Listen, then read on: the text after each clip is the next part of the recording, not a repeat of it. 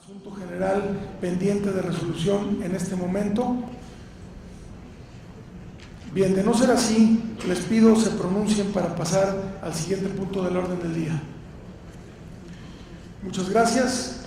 Bien, el siguiente y último punto de la orden del día, clausura de nuestra 98 Asamblea General Ordinaria de la Confederación de Cámaras Industriales de los Estados Unidos Mexicanos, para lo cual en este acto quiero pedirle al secretario de Economía, quien nos honra con su presencia, pueda dirigir un mensaje a los industriales en este recinto, además de clausurar formalmente nuestros trabajos de la Asamblea. Señor secretario.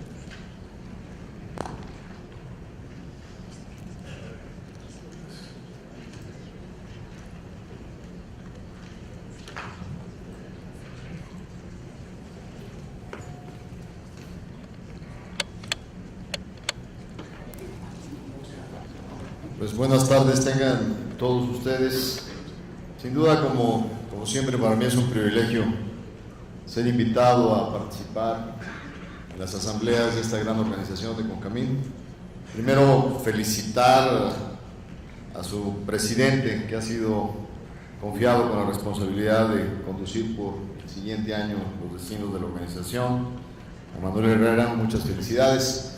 Y a todos los miembros del nuevo Consejo Directivo, felicidades y mis mejores deseos para un buen desempeño, como sin duda las diferentes asignaciones de temas se les ha correspondido en la lectura que se hizo. También felicitar a quienes han participado el año pasado en un conjunto de responsabilidades que nos ha tocado trabajar en muchos de estos temas con ustedes y que sin duda es claro que hemos avanzado conjuntamente en muchos frentes.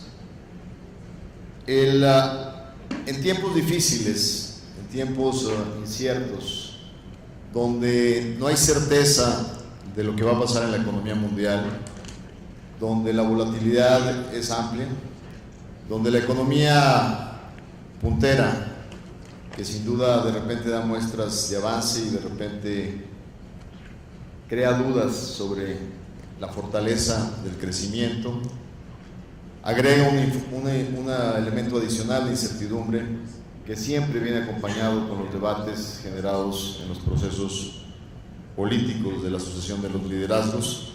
Son momentos donde sin duda tenemos que tener la fortaleza para vernos a nosotros mismos y poder preguntarnos qué podemos hacer mejor para garantizar el rumbo y el futuro de nuestras acciones y de nuestros proyectos.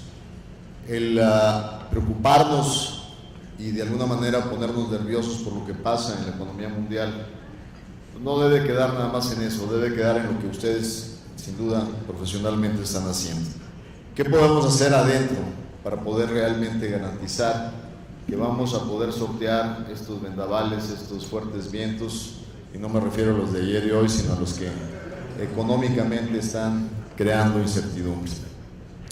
Y creo que hay elementos fundamentales que se muestran en la conducción de la organización de las confederaciones y de las cámaras, que son característicos de cualquier organización que tiene que fortalecer su representatividad y sus liderazgos, sean de la sociedad civil, sean de la sociedad productiva, como ustedes representan, sean de las instituciones públicas. El mes de marzo es un mes donde todos tenemos muchas participaciones en la renovación de las cámaras, de sus consejos directivos. Estuve en el CCIJ de Jalisco, antenoche estuve en Nuevo León, en CAINTRA, y sin duda aquí mismo Manuel ha estado en más de 10 relevos y renovaciones de estas organizaciones camarales sectoriales, de donde aquí está un número de presidentes muy importante, a quienes saludo con mucho afecto. El tema pasa por 3 elementos básicos: gobernanza, que es fundamental para poder asegurarnos que tenemos legitimidad y representatividad de lo que hacemos en los liderazgos privados, en los puestos de elección públicos, y en donde tenemos la obligación de fortalecer instituciones, porque son las únicas que en estos tiempos nos van a sacar adelante. instituciones que no estén sujetas al vaivén de los partidos políticos y que realmente representen el mejor interés nacional. La mejor ancla que todos conocemos y que apreciamos y que sabemos que hemos construido juntos, sin duda es la autonomía de una institución económica que es el Banco de México y que en estos momentos es un ancla fundamental para que este vendaval minimice sus impactos y consecuencias en la economía nacional. Y lo acabamos de ver hace muy poco con las decisiones que se tomaron en materia del mercado financiero y del mercado cambiario. Pero eso, dentro de ese mismo contexto, la visión transeccional del compromiso que ustedes hacen en el diseño de políticas y en el diálogo con las autoridades es fundamental. No es cuestión de modas, sino es cuestión de darle estabilidad a lo que pretendemos hacer juntos, no en 6 años, sino una visión del país que debe trascender 20, 30 años hacia adelante. Y es justamente ahí es donde se basa el esfuerzo que Concamín y la Secretaría de Economía estamos haciendo para poder dejar claramente anclados esquemas concretos que van en paralelo con el trabajo que la Secretaría viene realizando y que sin duda vamos a poder consolidar en los grupos de alto nivel que son perfectamente paralelos a los 4 ejes transversales de la política industrial, tanto en capital humano como en encadenamientos de valor, como en innovación y como en fortalecimiento y desarrollo de clústeres regionales y de vocaciones regionales dentro del desarrollo del país. En esto, sin duda también, yo agradezco la convicción con que esta Concamín del siglo XXI ha adoptado con seriedad el análisis de la política de comercio exterior. Y en eso, sin duda, no es la primera vez que les agradezco el acompañamiento que hicieron de la última negociación comercial, donde queda claro que hoy, 2016, está muy distante de 1992 y 1993, cuando con mucha duda, con mucha incertidumbre y miedo, entrábamos al proceso de apertura más importante. 20 años nos han dado la certeza que tenemos las capacidades y los talentos para competir, sin duda, con los mejores del mundo. La internacionalización de las empresas mexicanas representadas por ustedes en todos los sectores son una muestra que no solo fuimos capaces de integrar en México capacidades productivas de nivel mundial, sino que tenemos presencia con grupos industriales a nivel global de manera significativa, sea en la industria de autopartes, sea en la industria agroalimentaria, sea en la industria cementera, sea en cualquiera de las grandes industrias mexicanas que tienen presencia en más de 50 países en el mundo, en algunos casos, como la cementera, en más de casi 80 países en el mundo. Esto nos ha dado la convicción de que tenemos la posibilidad real de competir aquí y afuera. Pero eso no hubiera pasado si no hemos logrado consolidar una política pública que logró sobrevivir sexenios y que logra dar la credibilidad a nacionales y extranjeros que llegó para quedarse. Y en ese sentido, por la edad, he sido testigo de esos cambios de actitudes que nos han evolucionado en el tiempo. La negociación del TPP en el sector de transformación cárnica ha sido una gran revelación. De haber pasado de un sector que iba a cada negociación arañando las paredes y no queriendo saber nada de aperturas, hoy hay una posición proactiva, agresiva de conquistar nuevos mercados. Hoy hay industrias mexicanas de tamaño y nivel global que están exportando proteínas cárnicas a una buena cantidad de mercados en el mundo. Y en ese sentido, creo que esa gobernanza se fortalece con la seriedad con la que ustedes están tomando el rumbo y con la capacidad de respuesta que podamos generar nosotros a anclar políticas públicas en el largo plazo. Y en este proceso, algo que les quiero agradecer es que las cámaras industriales y las confederaciones tienen que seguir siendo, sin duda, como lo marca la ley, organismos de consulta. Y organismos de consulta con la capacidad crítica y con la capacidad de poder entrar al diálogo para decirle a los gobiernos, sean estatales, municipales o federales, lo que funciona y lo que no funciona. No es la primera vez que lo digo. En el medio de la discusión fiscal en la asamblea de Coparmex en Acapulco, yo fui el único que fue enviado en el medio de ese debate a platicar con ellos y les decía que no era beneficio de nadie de tener organismos privados paleros de los gobiernos, porque ahí pierden ustedes, perdemos nosotros y pierde México. La verdad es que sigan impulsando ese diálogo abierto, franco, para construir hacia adelante las mejores políticas públicas posibles.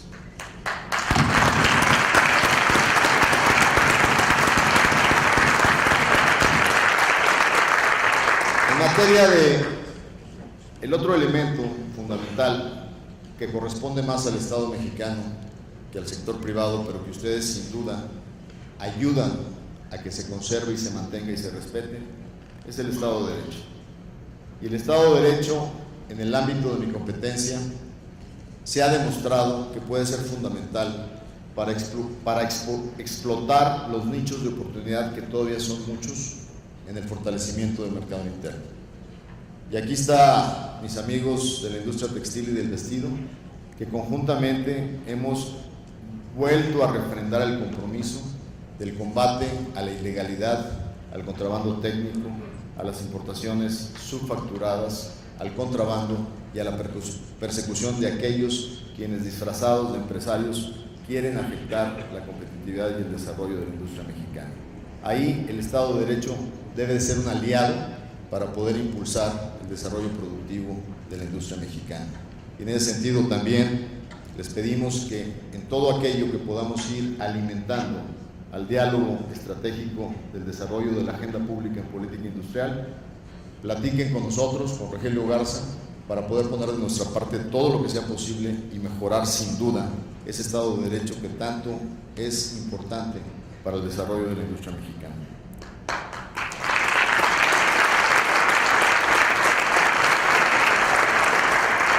Y aunque mi responsabilidad no es la seguridad pública y la seguridad patrimonial o de las personas, mi responsabilidad sí es ser portavoz hacia dentro del gabinete de los problemas que en algunos estados, afortunadamente los menores, pueden enfrentar algunas industrias estratégicas. Y ahí tengo que reconocer el gran apoyo del comisionado Galindo y a través de la Gendarmería para poder hacer soluciones específicas, dirigidas, cuando se presentan problemas concretos, como en el caso de la industria minera, como en el caso de la petroquímica en el Golfo, donde tenemos que focalizar, actuar y resolver justamente de la mano, en coordinación con ustedes, cualquier tema de seguridad que en un momento determinado esté afectando a sus sectores. Y finalmente, en materia de transparencia y rendición de cuentas, de esos tres elementos básicos que tenemos que armar juntos, es fundamental, desde nuestro punto de vista, seguir manteniendo esa apertura para poder validar con ustedes lo que pasa. Desde una iniciativa de ley que se manda al legislativo por parte del ejecutivo, ustedes tienen el derecho de opinar, tienen el derecho de poner en la mesa sus puntos de vista y nosotros de escuchar. Sin duda es la responsabilidad del Estado tomar la decisión final, sobre todo cuando hay intereses o opiniones diferentes en estos proyectos. Pero al fin del día, sea esta las nuevas reformas a la ley del consumidor, sean estas, como así sucedió en los temas de energía alternativa y eficiencia de la producción energética, tenemos que seguir participando a través de esta comisión que ustedes han nombrado. Esos son los temas de legislaciones nuevas, pero también en la aplicabilidad diaria de lo que estamos haciendo para mejorar la competitividad de las empresas de México. Ahí estamos, sin duda, trabajando con mecanismos muy transparentes para escuchar opiniones. Algo que es fundamental para ustedes, el sistema de normalización. Hay un diálogo abierto, permanente, adicional a la ventanilla de consulta que hace COFEMER por obligación legal para poder influir en la definición de normas, de las normas oficiales y en el caso de las no obligatorias como las normas mexicanas, que ustedes mismos estructuran. Y ahí hay casos tan sencillos como la semana antepasada, cuando he sido altamente criticado por algún grupo de empresarios pequeños, creo que no son tan pequeños, de Jalisco, que están insistiendo en llamarle a sus bebidas destilados de agave. Para mí, destilados de agave es el tequila, es el mezcal y son otros productos mexicanos. Lo que yo no puedo hacer es permitirle a un grupo de empresarios utilizar una marca genérica como la marca de su producto para, pues de alguna manera, confundir al consumidor. El valor del tequila y el valor del mezcal es una marca nacional que no podemos sujetar a la variabilidad o al interés de 2 o 3 interesados de confundir al consumidor. Así es que en esos casos no les quede la menor duda que siempre cabecearemos en favor del interés del Estado mexicano y del interés de lo que conjuntamente hemos construido, como son en este caso grandes productos nacionales que no pueden estar sujetos a devaluarse por el interés de unos cuantos que quieren justamente cambiar ese tipo de descripciones.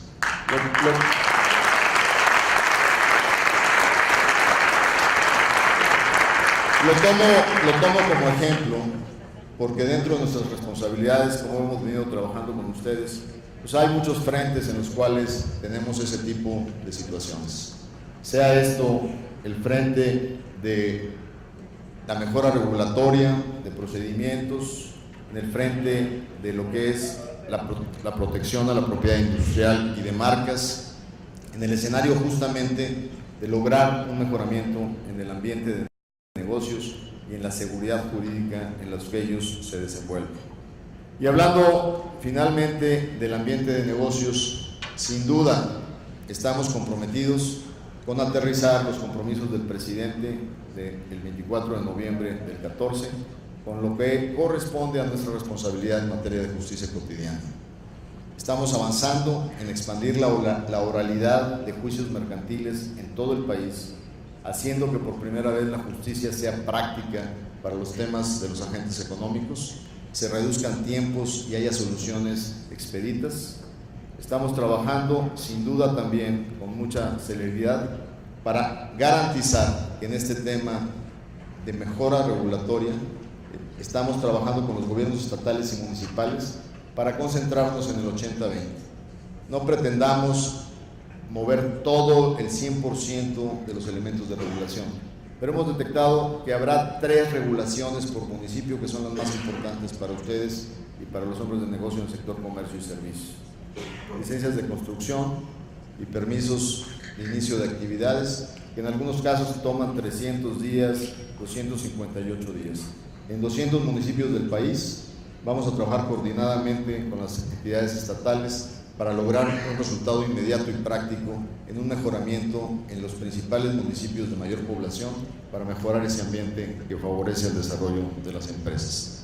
Y en ese caso, con el INEGI, para que esto sea transparente y haya rendición de resultados, vamos a establecer un mecanismo de comparabilidad entre 200 municipios los más importantes del país para ver quién es quién en el marco regulatorio y a la hora que se tomen decisiones de localización, el agente económico pueda comparar el mejor ambiente de negocios posible para su desarrollo. Y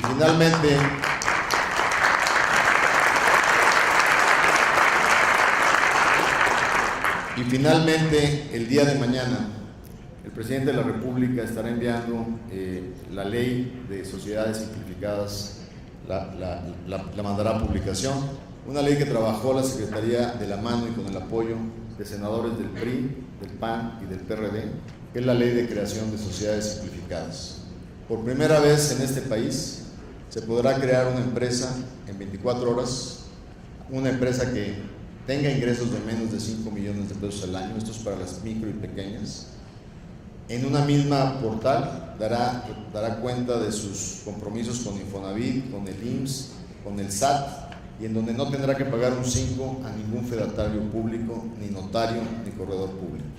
Creo que esas son buenas noticias para la formalización y para que los emprendedores mexicanos se les abra una puerta rápida, fast track, para el establecimiento de sus negocios. Muchos de ellos eventualmente se convertirán en medianos, inclusive en proveedores de sus grandes industrias representadas por ustedes.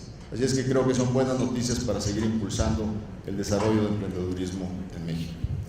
Y finalmente, pues no puedo dejar de referirme a los compromisos establecidos en materia de política industrial. Sin duda, tenemos que entender que hoy, como país, jugamos un papel diferente al que jugábamos hace 20 años. Las economías emergentes representan hoy 1/3 de la capacidad productiva mundial. Eso cambia la dinámica en el juego internacional. Las empresas fundadas en economías emergentes están adquiriendo un mayor peso en el juego económico internacional. Eso reflejado en la dinámica país quiere decir que sin duda tenemos como país una fortaleza en nuestro sector de transformación manufacturero mexicano. Y ahí el reto es que tenemos que estar respondiendo y dando resultados. Una vez que definimos el objetivo dentro de un plano, debemos de entender que ese plano está cambiando todos los días. Estamos tratando de definir objetivos en un mundo cambiante, constante y diariamente. El tema de encadenamiento de valor lo tenemos claramente visualizado. El ejercicio de las 50 empresas tractoras que estamos haciendo con Concamín y con Index está dando resultados. Tenemos que visualizar más sectores en la economía mexicana, llegar de la industria aeroespacial de un 26% de integración nacional a lo que hoy tiene la industria automotriz, o de la dispositivos médicos con un 24%, subirla mínimamente a un 50%. Pero también tenemos que darnos cuenta que ese reto viene acompañado de una revolución de la manera como fabricamos las cosas en el siglo XXI. Y si no entendemos que la manufactura está siendo transformada a una velocidad vertiginosa, tenemos el grave riesgo de quedarnos rezagados frente a ese reto. Muchos de ustedes les toca visitar plantas manufactureras hoy. La más representativa en términos de transformación tecnológica que a mí me ha tocado ver es la automotriz, la industria terminal. La misma fábrica de Aguascalientes que hoy utiliza 10 empleados en 30 metros cuadrados para mover a un grupo de 20 robots, hace 10 años tenía ahí mismo mínimo 45 o 50 empleados moviendo un sistema de línea de producción con piezas colgadas que hoy son totalmente obsoletas. El Internet de las cosas, la importancia de los servicios y la tecnología de información para transformar la manufactura, y sin duda la utilización del manejo de Big Data para leer la demanda de los mercados y responder en tiempo inmediato a los cambios en las conductas de los consumidores, es el nuevo reto que tenemos que tener enfrente. Yo convoco a Concamín a que cree una comisión especial para adelantarnos a los tiempos y dentro del tema de innovación poder estar listos para dos retos. No solo cómo responder justamente a la competencia en técnicas de manufactura, sino el segundo reto es cómo diseñar la currícula para la formación de recursos humanos dentro del grupo de alto nivel que vamos a hacer con educación para preparar a los mexicanos que vamos a necesitar en los próximos años. Y sobre ello, el siguiente reto es un sector que es el sector servicios, que es el que va a tener que absorber el excedente de mano de obra que no pueda retener por sí mismo la manufactura nacional. Y ahí tenemos grandes posibilidades de negocio para aumentar la calidad de vida de una generación de baby boomers del país vecino que va a requerir una infinidad de servicios si somos capaces de garantizar salud en materia de oferta de calidad, seguridad y destinos confiables. Hoy se da en San Miguel de Allende, hoy se da en Yucatán de manera espontánea, pero podemos sin duda convertirnos en un país destino de alta calidad para proveer servicios justamente a la gente mayor dentro, tanto mexicanos como extranjeros, y una serie de áreas de calidad de vida que pudieran ser áreas importantes para absorber justamente lo que no necesariamente la robotización nos va a permitir absorber. Así es que tenemos mucha chamba por delante. No estoy a punto de citar al gobernador de mi estado en su frase célebre.